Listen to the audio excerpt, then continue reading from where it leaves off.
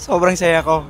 Sobrang saya and matagal ko 'tong pangarap and pinramis ko 'to sa nanay ko na gagawin ko yung best ko na tatanghaling kampiyon and I'm happy na nagawa ko.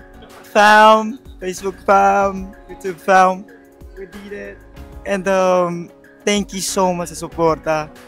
Maraming salamat. Kundi dahil sa inyo, wala rin ako dito. Thank you.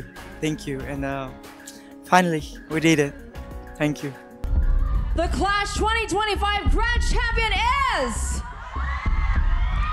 Joe Marcolino!